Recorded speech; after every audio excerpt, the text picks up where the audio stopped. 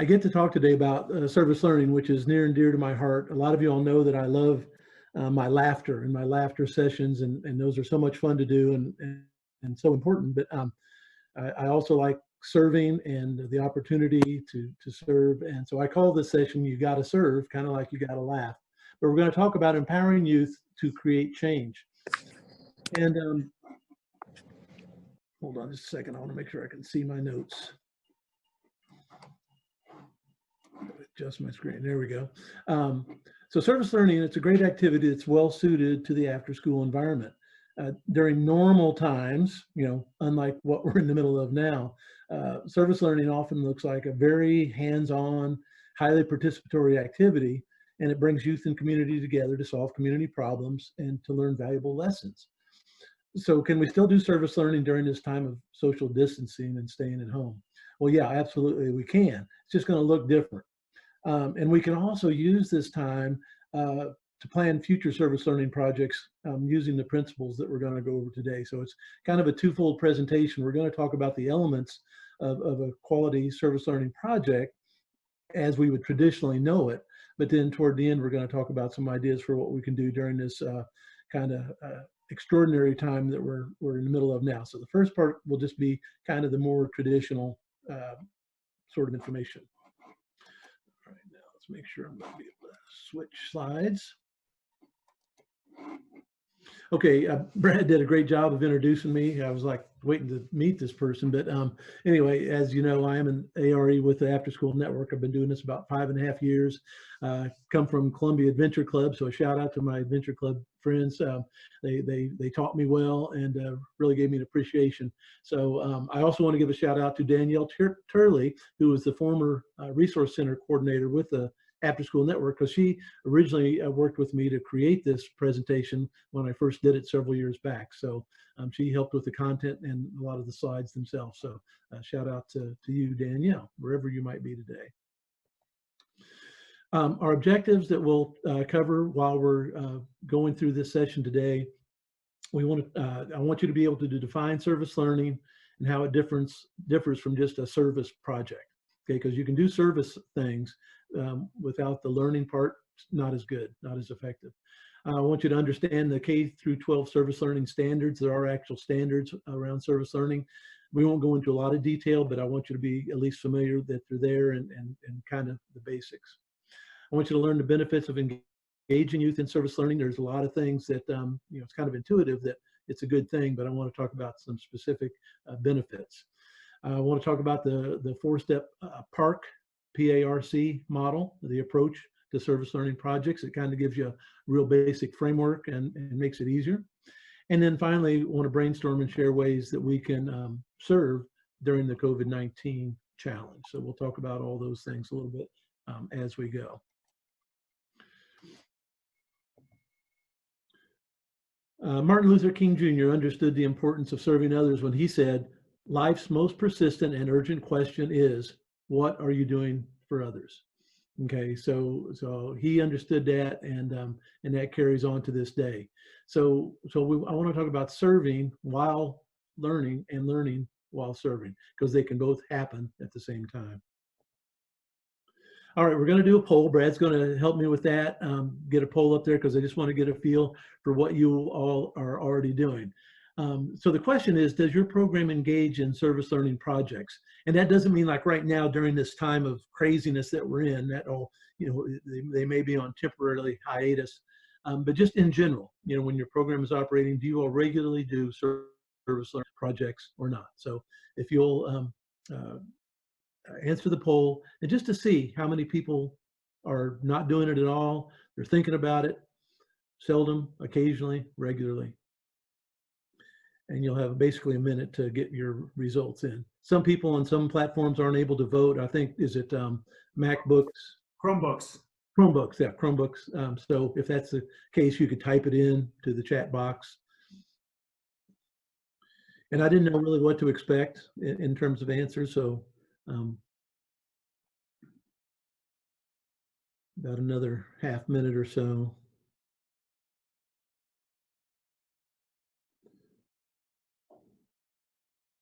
So we're about 60% have answered the poll. Okay. Let me know. And we never get to a total of 100%, so we'll give it about 10 or 15 more seconds, and we're getting a lot of answers in a chat box as well. Yeah.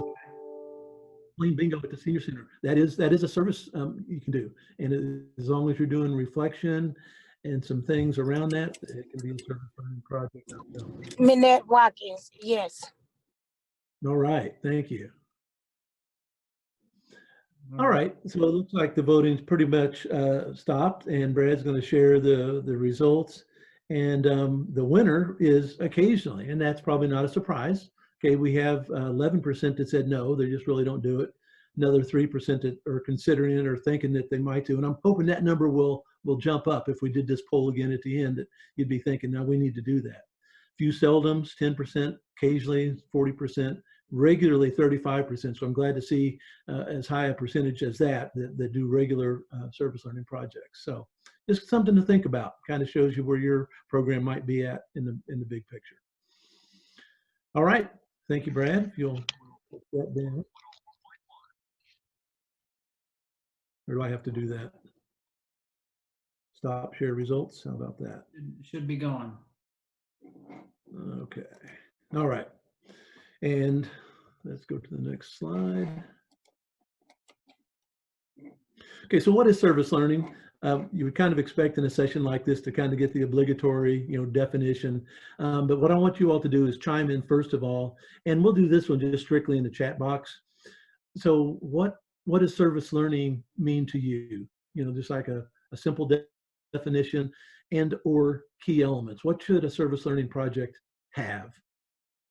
So just type in a quick definition or elements that you think a service learning project should contain. We'll see what kind of response we get. Helping the community. Yeah, there should be a benefit there. And not necessarily, I mean, it could be for a lot of people, community at large or specific groups or people within the community. Gaining experience by doing something for others. The chat goes by real quick, so I'm going to not catch everything that goes in there, but I'm seeing a lot of good stuff. Learning how to serve and help others. Learning together, students and community learning together. Volunteering, empathy, I typed in there. Self-worth, where the kids are learning to feel self-worth because they're helping others. Synergy, I love that word. Giving back to others, helping community, teamwork. Man, you all, I mean, you're hitting so much of the good stuff. Introducing students to people and programs in the community. Okay, a lot of the word community, giving back, recycling as a way to help the community. Gratitude, that attitude of gratitude is so important to foster. Learning, I think that's probably empathy, teamwork, sacrifice, identifying a need and creating a way to help. Yeah, we're going to hear more around that specific idea. Resource opportunity, helping people outside of themselves. Yes. Connecting books to service, giving back, supporting charities, progressive learning while meeting societal needs. Those are so many good ideas. And I'm sure we could probably just keep going and keep going, but you all are hitting the really good stuff. There's a lot of definitions out there. The kind of official one that I settled on was kind of a mouthful, but it's thorough. And it says, service learning is a teaching and learning strategy that integrates meaningful community service with instruction and reflection and enriches the learning experience, teaches civic responsibility, and strengthens communities. So a lot of the things that you all were hitting on is in that definition. And I think you all even went above and beyond. I think you could expand this definition to include some of the things you all were saying. A more concise definition might be as simple as service learning is students learning through tackling real life problems in the community, in their community. Okay, pretty basic, but kind of gets the idea across. All right, thank you for all your input on that. All right, the service learning standards for quality service learning projects. This is from the National Youth Leadership Council, the NYLC, and their webpage, nylc.org, has a lot of good information in it of itself.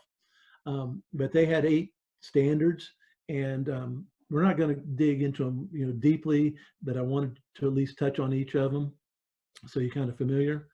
and it kind of makes sense as you hear them. So the first one is meaningful service. Okay, service learning actively engages participants in meaningful and personally relevant service activities. For younger students, strive for a project with visible results. Okay, if they can see the results of what they're doing, so a food or clothing drive where they can see and be proud of the items that they've collected. Trash pickup, again, because they see that immediate result from having cleaned something up. Helping with a community garden, and actually seeing it grow and the benefits of doing that. So it's good not just for younger students. I mean, everyone can benefit from that, but particularly the younger ones, because they really like that tangible end product that they can see. So meaningful service. Link to curriculum. Okay, look for ways that the service learning can be tied to a content area such as math, science, social studies, or social emotional learning. And this is a key point to my whole presentation today, is that when we talk about service learning, it doesn't necessarily mean the kids have to be learning something about math or science or social studies or reading or literacy. It can, and it might. But it might just be the social emotional learning that's occurring that makes a service project a service learning project. So just kind of keep that in mind, that there is a link, and that learning is occurring through an intentional process. And we'll talk more about how to do that. There should be reflection. So if you're associated with the program, the PQA, we're always talking about the importance of reflection. Service learning should incorporate multiple reflection activities that are ongoing and that prompt deep thinking and analysis about the project and about oneself and one's relationship to society or to the community. Okay, so we should do reflection, not just as the adults or the teachers, but with the kids, because that's where the learning comes in. There should be diversity. Service learning should promote understanding of diversity and mutual respect among all participants. There should be youth voice. Again, a PQA term. Okay, if you're familiar with PQA, projects should provide youth with a strong voice in planning, implementing, and evaluating service learning experiences with guidance from the adults. Okay, so we're going to facilitate, but the kids are going to be the ones that are making it happen.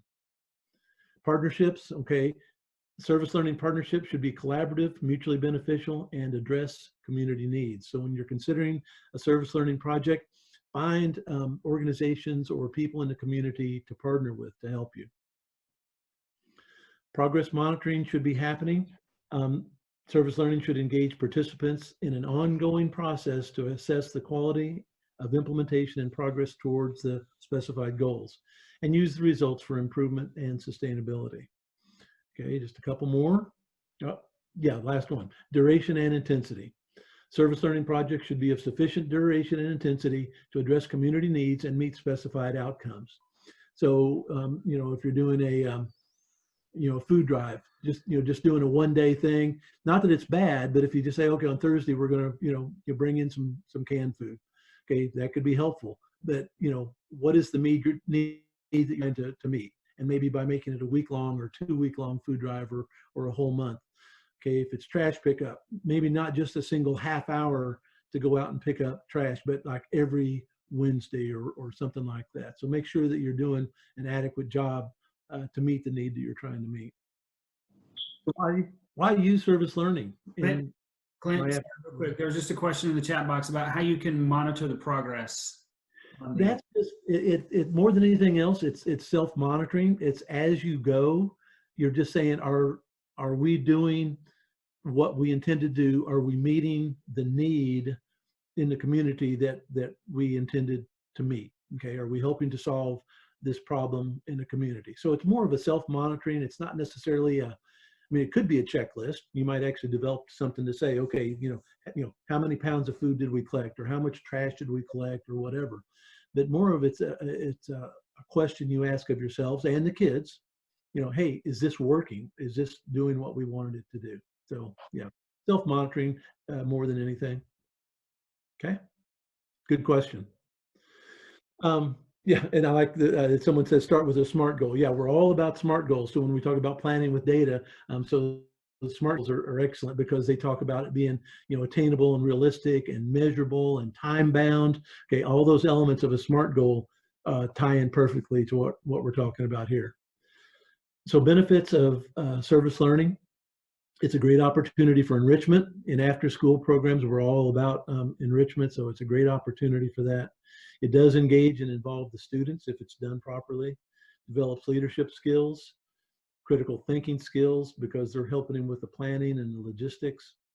Develops empathy and compassion, okay, builds character. Develops the students' awareness of community and the importance of serving others and being stewards of the world. So a lot of these kids may be kids that have received services. They may be in a family that gets the benefit of food drives or whatever, and this gives them an opportunity to serve others. It builds bridges to the community, and then last but not least, it raises awareness of your program. Okay, so it's good PR. Okay, to be out there in the community doing things. Now, there's also gaps. Peterson, in a study done back in 2004, talked about the time gap, the experience gap, the people gap, and the academic achievement gap.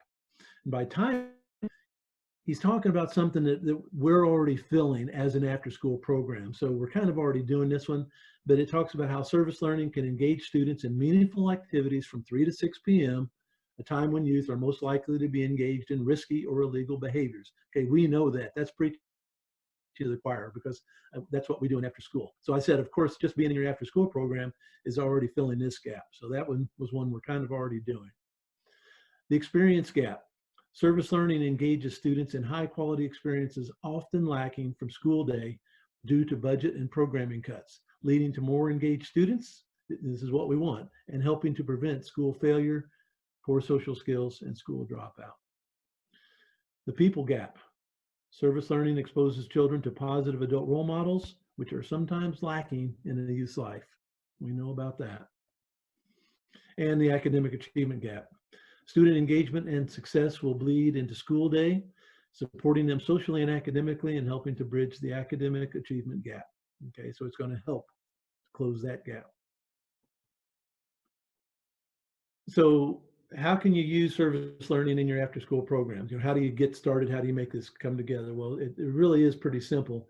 You brainstorm with your students to find a project that helps or benefits others. So basically it's a needs assessment. You do this with your kids, you look at the community, you brainstorm, what can we do to help?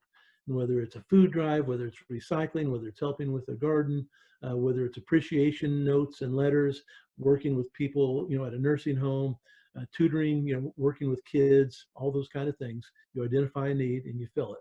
And then you just follow the steps that we're going to talk about here in the rest of our session. So how do you make the connection between service and learning? So you might be doing things that are considered service now, but we want there to be a connection to learning. Well, it just takes a little planning and intentionality.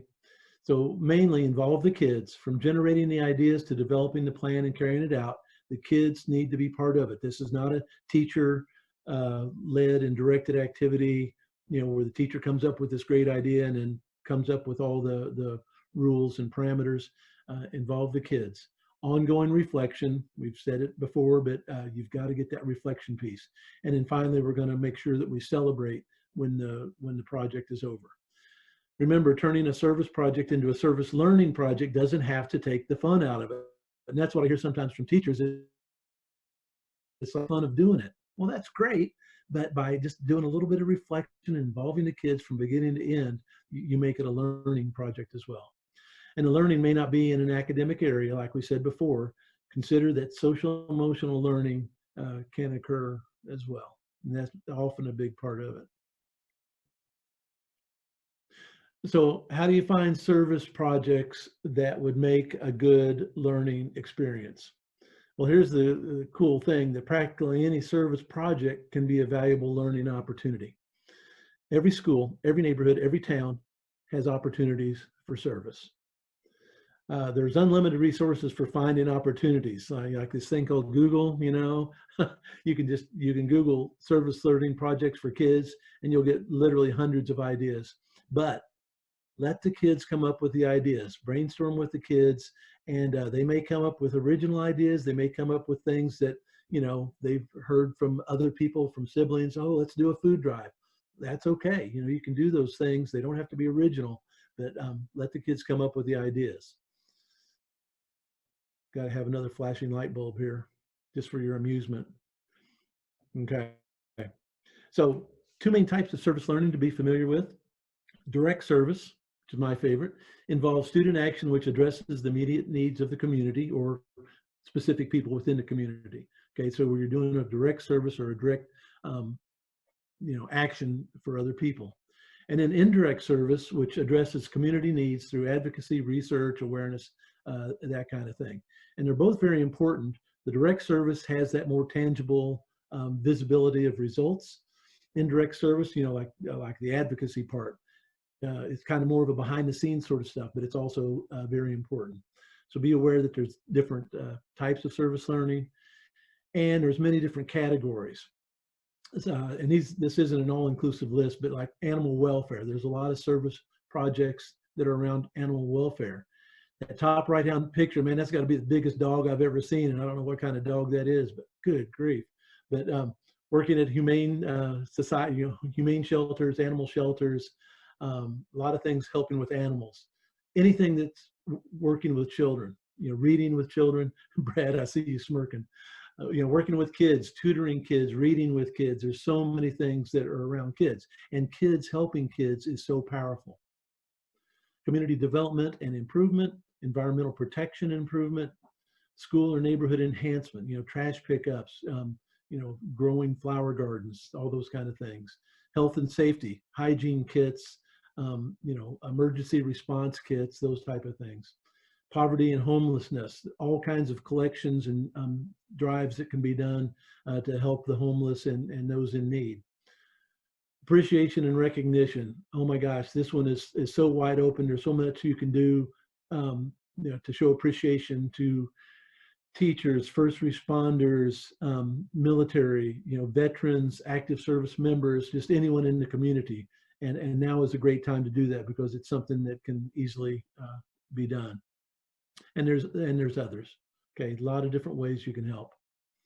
Clint, okay. had a question. Yeah.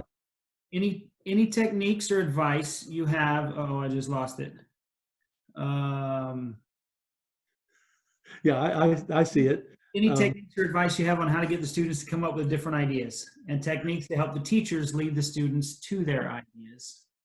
Well, that's a cool skill. You might have something in mind that you want to lead the kids to, but you really want it to be their idea, or at least have the perception that's their idea. So I think it's all in how you say it.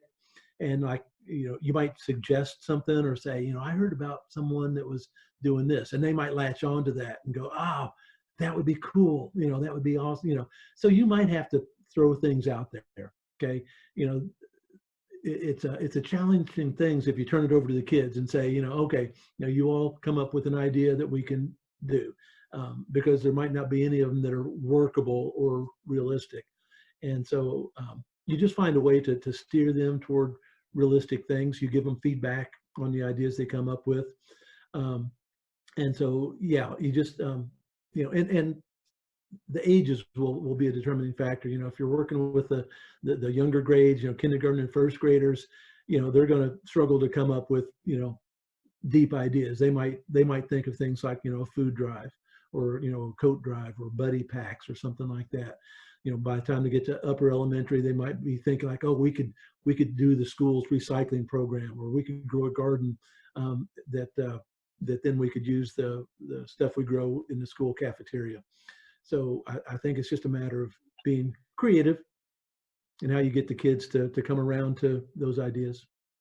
So good question. Anyone else have someone says have a list they can pick from. So you're not telling them what they're going to do, but they do have a list.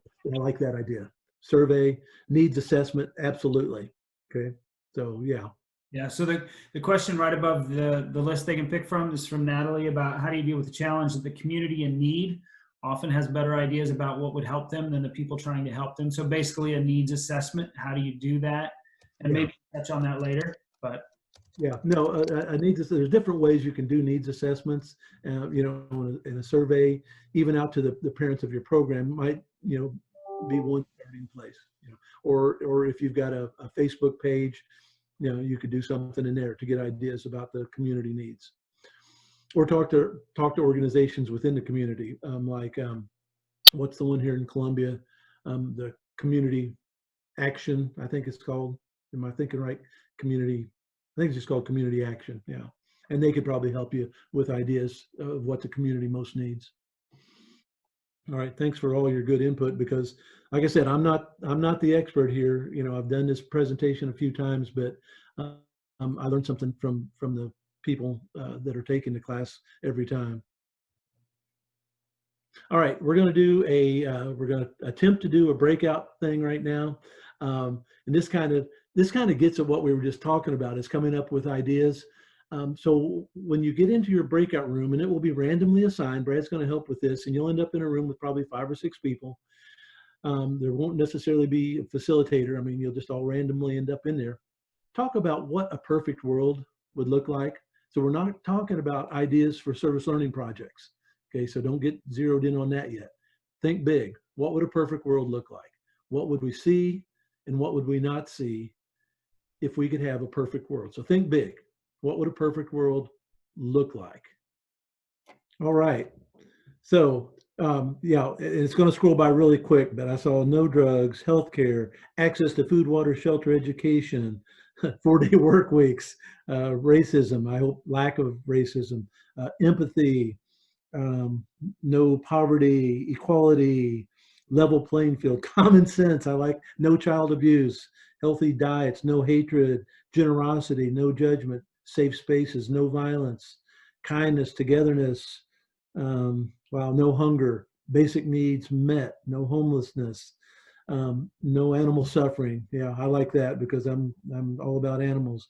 Accepting of others. Needed more time. Okay, yeah, that happens a lot. So in a perfect world, we'd have more time. Yeah. Open-mindedness is no COVID-19. Amen. Yes. Resource equality, caring for the earth and the environment. Oh my gosh. So a lot of things. Okay, in a perfect world, we would have a lot of things that we don't have now, and we would not have a lot of the things that we do have now. So keep those ideas coming, because we'll read them as we can. Unlimited supplies, kindness, peace, no poverty, no suffering, Christian values, the faith, those kind of things. Yes. All right. So go to my next slide if I can. All right. So what I want you to do, you don't necessarily have to respond to this, but in your head, think about all these things that would be part of a perfect world. Some of the things that I just read out, some of the things you're reading in the chat box yourself, things you talked about in your room. What can we do in any small way to move toward that? Okay, now remember the saying, think globally, act locally. All right, there's nothing that we can probably do in our after school program in a service learning project to fix world hunger, to do away with world hunger. But can we move toward that? What can we do to help hunger in our community? So yeah, we can work at the food bank. We can have a food drive. Okay, what can we do to help people they're living in poverty, that don't have enough? Okay, we can do food drive, clothing drives. Socktober is a wonderful thing. There's shoe drives. All those kind of things. Can we fix pollution? Can we get rid of pollution, by doing a service learning project? No. But can we help our community? Can we do a stream cleanup? Can we do a park cleanup? Okay, so that's what I want you to think about. Just pause for a second and think in your head, what can we do to move toward these things that we would like to see in a perfect world? Because we can move toward that. Okay. So yeah, and I'm seeing some of those things coming up in the chat box, the community gardens, food drives, small steps. Thank you for that. Start small, small steps make big ripples. I love that. Be the example you want in the world. So that's what we just need to shift our mindset. Instead of thinking, well, we can't do anything about that. We can't solve this problem. But yeah, we can move toward it with those small steps. Okay. Each one teach one. I like that. Keep encouraging our children. who will be adults. They'll be our leaders. They'll be running the place. Okay, do a good deed. I'm a big fan of RAK, random acts of kindness. Oh my gosh, 2 or 3 times in the last few months, I've been in line at a fast food place, at the drive-through, and I get up to the window and only to be told that the person in front of me has paid for mine. And I'm just like, wow. And so I have done it myself. And I always kind of grimace and think, oh man, don't let it be a $50 order. But little things like that, it's really fun. All right, smile. Yes, I like that, even through a mask. All right, so think about ways that we can meet the needs of our community and move toward a more perfect world. Thank you for all your input. All right, time's moving right along, so I want to talk about the PARC model, which is just a framework for how you can organize and start and carry through on a service learning project. PARC stands for preparation, action, reflection, celebration. The P for preparation, and you'll notice all of these say teacher and students, teacher and students. So first, the teachers work with the students to investigate, identify, analyze community issues, focusing on problems and possible solutions. So that's that needs assessment piece. You're helping the kids to focus on what's really needed, not just some random thing that you can do because it sounds like fun, but what's a real need. The teacher and students will explore the feasibility of the service options and select a project. And that's where the teacher has to be creative in steering, the choice towards something that is, realistic and doable, all those things. And then the teacher and students will finalize the plans to begin the service learning. So there does have to be preparation that goes into it. And the key thing is that the kids are involved. The A is for action. Okay, this is where it happens. Okay, the teacher and students take the necessary steps to implement the service learning. They have to consider the logistics, the materials, the assignments, making a schedule and all that kind of thing. So the preparation moves into action. And then the teacher will facilitate the students' participation using ongoing evaluation and making any changes that are deemed necessary. So the teacher still has to be a very active part, even though the kids are doing a lot of the work. So action. Okay. We do not learn from experience. We learn from reflecting on experience. So John Dewey said that, and I think that is so true. So in the reflection piece, the teacher provides opportunities for individual and group reflection throughout the project. It's not just at the end, it's throughout. The teacher and the students will incorporate student reflection in the class evaluation of the project, and then integrate those reflections in planning for future projects. Okay, so definitely you want to have the reflection piece because that is where the learning occurs for these kids and for the adults. And then here's my favorite slide.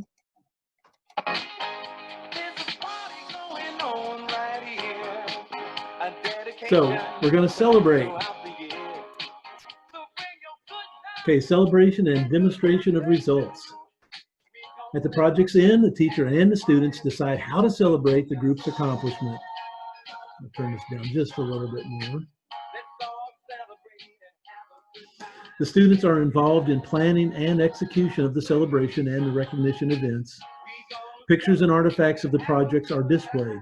Invite guests to your celebration, like those who were helped, school and community officials, media, etc. Everyone celebrates. Okay, make it a wonderful time to reflect on what you all accomplished. All right. So I hate when that happens. Let me see if I can fix that. There we go. Okay. So these are just general tips that I put together for a successful learning project. A lot of them are things we've already touched on, but I'm just going to, it's like little reminders. First and foremost, involve the kids in all phases. Okay. They need ownership in this. Try to guide the kids to projects where they do something with someone instead of for someone. Now it's fine to do things, for someone, but if you can find projects that involve doing things with people, that's even better. So instead of sending letters or craft projects to a nursing home, see if you can arrange it for the kids to go there and work with those people. Now I know right now that's not doable, but I'm just saying in the future, have them go and play bingo with those people. Have them go and do art or craft project.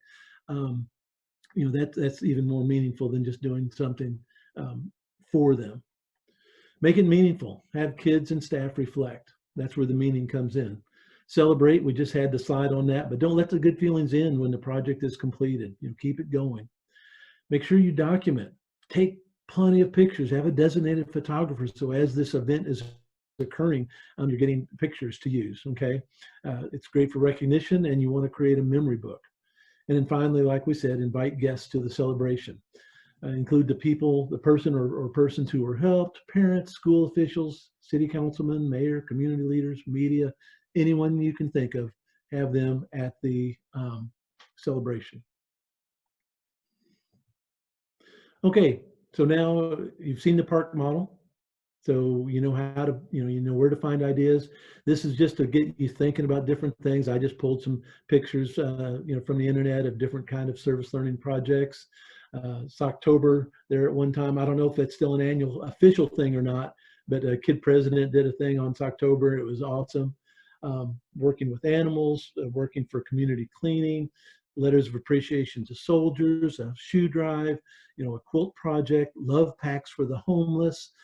It just, I mean, it goes on and on. There's just tons of things, and you're going to have a chance to brainstorm some things as well. Other ideas: adopt a spot at school. When I was with an after-school program, we had an area outside our gathering area, the cafeteria area where we did most of our gathering. And so there was an outside spot that was, you know, not even a quarter of an acre, but that became our adopt-a spot. And so Adventure Club took care of that. And you know, we were very proud of it. And the kids, if there was a piece of trash that was in that area, they would pick it up, and they kept that area spotless, and they were so proud of it. Food drives, food banks, recycling programs. If there isn't already someone in charge of that at your school, you know, take that on. Notes to veterans or other people. Sock drives. My personal pick, just because I've been doing it lately, is the monarch butterfly habitat. Okay, monarchs are endangered, and it's because they don't have the habitat and the food they need. So this one group did milkweed seed packets, because that's what the caterpillars need, is the milkweed. The butterflies will lay eggs on the milkweed. Then those eggs become caterpillars, and then the caterpillars, of course, become, you know, not a, what's the word? Not cocoon, but chrysalis. Is that the right word? But anyway, that whole process, there's not enough milkweed, so you can plant milkweed, and then that attracts the butterflies. You'll get caterpillars, and then you'll watch them transform. It's an awesome project to do, and it's needed. Okay, so now last but not least, we're going to get to this service learning in this time of crisis. So it's tempting during this challenging time to withdraw and turn our attention inward. A lot of us are struggling with a world that has been turned upside down, and it has us scared for ourselves and for our families. So yeah, self-care is still your priority, but by looking for ways to continue to serve others, we demonstrate the empathy, compassion, and kindness that will see us all through this difficult time. Now more than ever, we need each other. So there was one specific resource, was generationon.org, and I don't know if you all have heard of that or looked at it before, but they came up prominently when I was doing my search, because they specifically are addressing this challenge of doing service learning, you know, during this COVID-19 crisis. And so if you open their webpage, you'll see this, and it says to click to find project guide. So I clicked on that, and I just did a screenshot, so I'm not actually clicking on the link. But when you go to that link, then you'll get loads of ideas. And this is just one screenshot, so it's just showing 6 of the ones that came up, but it's just examples. So upcycled piggy bank. So you make piggy banks out of plastic bottles. Also vertical gardens out of plastic bottles. Bookmarks, okay, that you can share. Baby care bags, okay, bags filled with basic items for babies. Doing a kindness chain, so writing letters, you know, kind of like creating a chain letter of kindness. No-sew t-shirt reusable bags. So once we're back to being able to take reusable bags to the store with us, these are bags that are made out of old t-shirts. And there's more of these, and any one of them you can click on and get more information. So I really liked this resource in particular, generationon.org. So now it's time for your thoughts. I want to do one more breakout room because I'm not an expert here. And so you all probably have a ton of good ideas. And if you're putting them in the chat box, that's great. But I want to get us into smaller groups one more time and talk about thoughts that you might have that kids or families can do at home as service learning. Okay, so what are some ideas for service learning during this time of social distancing? Think of examples and also how to include that learning part. Can your students still be involved in the brainstorming, planning, or logistics? How do we include reflection and celebration? Remember that SEL is social emotional learning. So that's, if there's social emotional learning occurring, then there's our learning connection. All right, Brad, breakout rooms one last time. And I want to just hear ideas for service learning at home. As you come back in, again, you're going to be on mute coming into the main session here. Put in the chat box what you talked about in your breakout rooms, just some of those ideas. We'll track those. We're working out a way that we can pull all the relevant ideas out of the chat box, and we'll post those. So go ahead, if you had a good conversation in your breakout room, go ahead and put those ideas in the chat box. So, soup. Yeah. So something had happened in my neighborhood recently. We were out walking the neighborhood, and I glanced at someone's front window, and there was this big old teddy bear up in the window, and I was like, "Oh, that's kind of odd. Someone stuck their teddy bear up in the window." And then later, I learned that that's a thing. Is that you're supposed to put, like a teddy bear. I don't know if teddy bear specifically or just any stuffed animal. But anyway, like in your window, so that people walking or driving by can just see that, and the kids in particular could see that and make them smile. So I just thought that was neat to, Clint, they call that going on a bear hunt. Bear hunt. Okay, cool. So so I didn't even realize it was a thing. And now I'm seeing a lot of people in the text box or chat box are saying, "Yeah, bear hunt." How cool is that? And is that service learning? Yeah, it is. So you but instead of just enjoying it, you talk with your kids and saying, how does that make you feel? Or how does that help others? Thank you both. You're welcome. Glad you could join us. Yeah, a lot of people are saying things about mailing letters or sending, cards or notes or whatever to relatives, to friends, to people in the community, those first responders. Oh my gosh. Eggs and bears in their window. So a bear and Easter egg hunt. I love it. Reading to younger siblings. Yeah. Helping with inside chores. Absolutely. I like that one. Decorate a door window with messages that people can see when walking or driving by. A beach volleyball search. I'd like to hear more about that. They have people hide them in the community and then post to Facebook. Oh, that sounds cool. Sidewalk chalk pictures at nursing home parking so that the people that are inside and can't have any contact with people can look out and see the drawings. I like that. Tree planting. Rock soup. Now I've heard of stone soup. Wonder if that's the same idea. Care packages for neighbors, absolutely. Toilet paper, yes. Music outside nursing homes, how cool.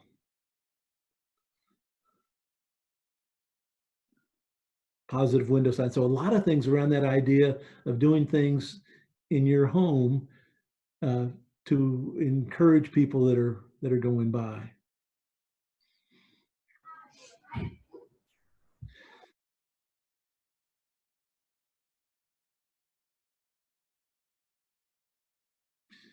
Yep, TP. I just hope no one TPs my house. I keep asking for toilet paper and hope it doesn't end up all over the house. All right, because we're already at 4:08, I just love all these ideas that are coming out. and we'll find a way to get these translated into usable. TP your house and increases your home's value. Yeah, for sure. I love it.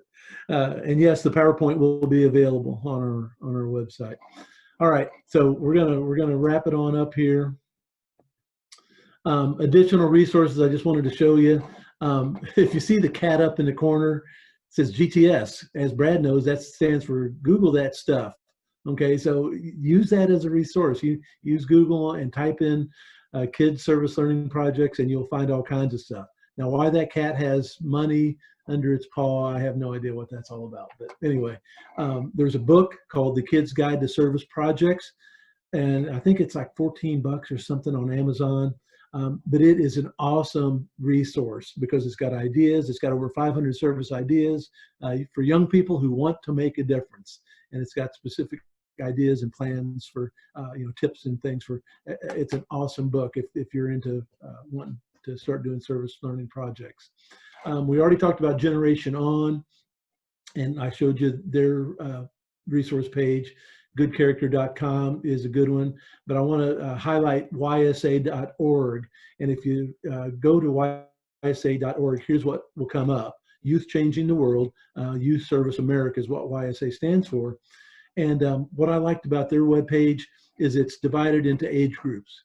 And so because a lot of after-school programs serve elementary kids, I clicked on this one that says Kids in Action Guide, Youth ages 5 to 12. And so when I clicked on that, then it gives this little descriptor.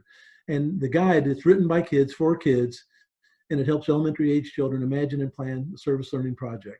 It includes worksheets, templates, infographics, and visual tools. So you get to this page, and then you can click on this and actually download the action guide. So I really like that one in particular.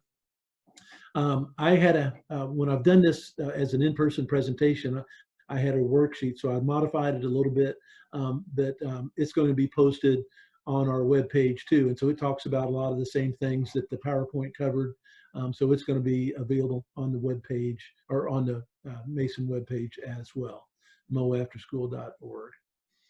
Okay, so just some additional resources. There's all kinds of stuff out there, but mainly I love that we're learning from each other. Aaron Sorkin, who is a famous screenwriter, he did screenplay for West Wing, a lot of the West Wing stuff. He did screenplay for the screenwriting for A Few Good Men. He wrote the line, you can't handle the truth. You remember that one. But anyway, he had this really good quote that I like. Don't ever forget that you're a citizen of this world, and there are things you can do to lift the human spirit. Things that are easy, things that are free, things that you can do every day. Civility, respect, kindness, character. My thanks to you, because you all are the people that make it happen out there. And I miss being on the front lines. I love being in this role as a resource person and a trainer, but I really miss the front lines because that's where it happens. You all are making a difference with the kids, with the families, with your staff. So keep that going, work with each other, keep in communication, keep in touch, and don't let the families and the other people out there be forgotten. And I know you're not. So my thank you. Heartfelt thank you goes out to all of you all. All right, that wraps up the presentation. I love all the ideas that came out of from the chat box and from the breakout rooms. You all really drive this and came up with so much good stuff. So if there's any questions, you can stay on and we can talk a little bit further.